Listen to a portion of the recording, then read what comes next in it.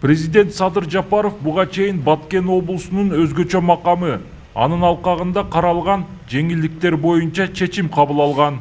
Чечимге ылайык Баткен облусундагы чегарага чектеш 62 айылдын тизмесин бекитип, аларга айрым салык, жер, экономикалык жана башка жеңилдиктер берилери айтылган.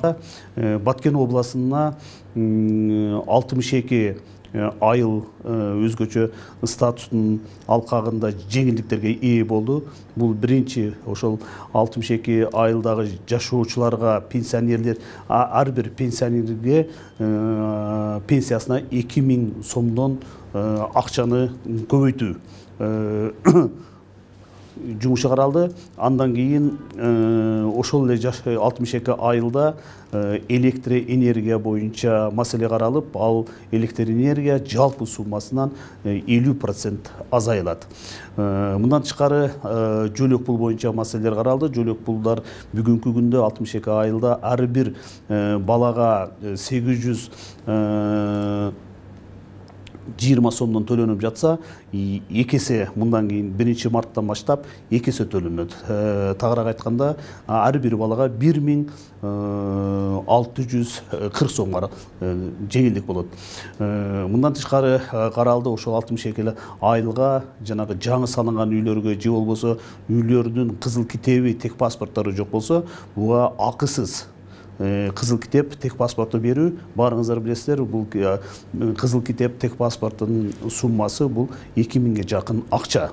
Бунун баары акысыз болот мындан кийин.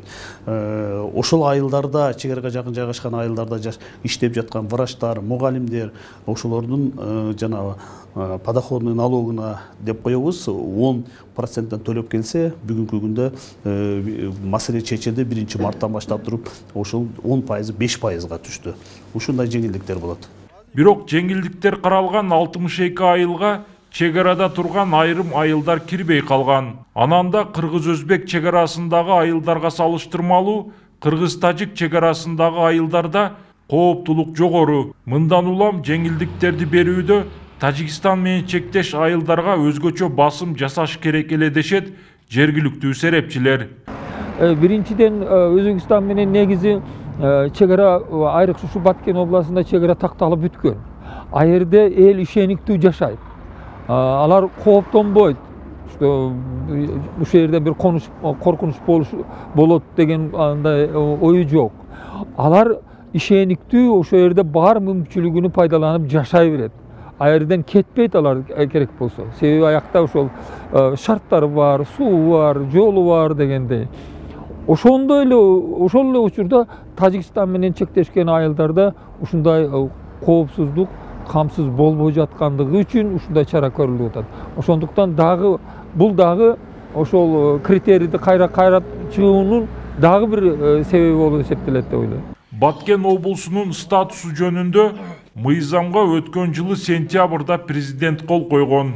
Мыйзамга ылайык аймак калкына салыктык жеңилдиктер, социалдык жактан колдоо, ишкердик үчүн ыңгайлуу шарттарды түзүү каралган.